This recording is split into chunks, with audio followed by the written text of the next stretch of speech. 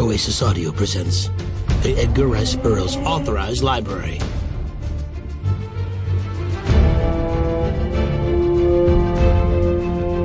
The Beasts of Tarzan by Edgar Rice Burroughs. Read for you by Ben Dooley.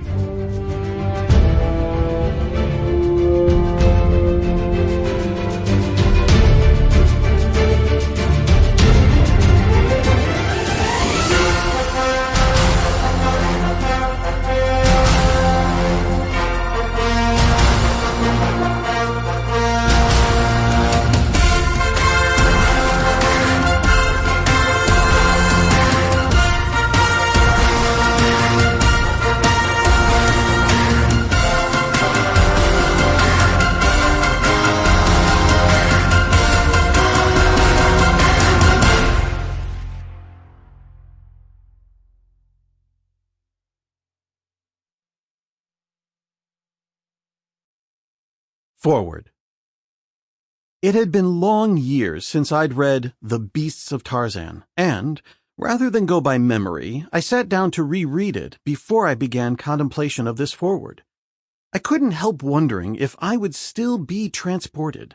It wouldn't be the first time that some adventure story from my youth had failed me upon reacquaintance.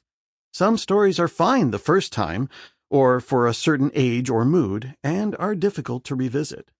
But once the story got rolling, Burroughs was so clearly having fun that I quickly began to have fun right along with him. Was it ludicrous that Akut and the apes learned how to paddle a canoe? Sure. But it was also an awesome image, and so were many others, and, best of all, Burroughs' mastery of breakneck pacing and plot shifting was on full display throughout. I couldn't remember what Jack's true fate was, or exactly how Tarzan and Jane would get out of each challenge, and I found myself turning the pages just as greedily as I had when I was 8 or 9, and just as eagerly as this story's first readers must have done in 1914. Those readers might not have realized it, but Burroughs was writing a kind of fantasy story. His Africa has about as much in common with the real continent as his Mars has with the planet that orbits one spot out from Earth. Well, perhaps it has a little more in common because Africa has a breathable atmosphere, and it does have some apes in it, but much of the rest of it has little relation to reality. If modern audiences are to enjoy these stories, we can't be disappointed that these aren't true-to-life depictions of adventures in Africa. We can't question over much. Just accept what Burroughs tells us about the environment and strap in for an adventure, much as we would for a roller coaster ride. After the establishing pages, there really aren't any slow spots in The Beasts of Tarzan. Oh, there's an occasional moment where we can catch our breath, much as there's a pause when a roller coaster car slows as it ratchets up toward another precipitous drop.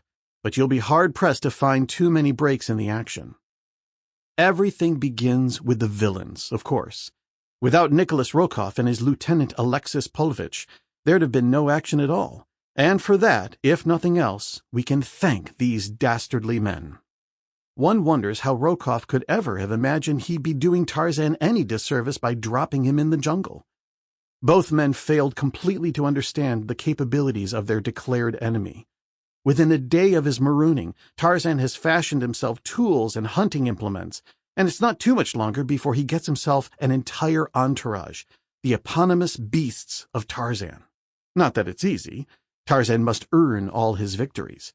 First, he must battle the original ape leader to the death. Then, in a scene rife with tension, he manages not to kill or be killed by Akut, the next in line for ape command, beginning a wary truce that will eventually lead to alliance, as the intelligent Akut becomes Tarzan's loyal follower. One expects Tarzan to be hanging about with apes, of course, but in this novel, he also makes friends with Cheetah, a savage panther, a partnership even more memorable than that he forges with the apes of Akut. There are numerous vivid and bloody moments where Cheetah springs into action and tears into villains, or hunts with Tarzan and shares kills with him. Both Akut and Cheetah are loyal to the extent that they're capable. Sample complete. Ready to continue?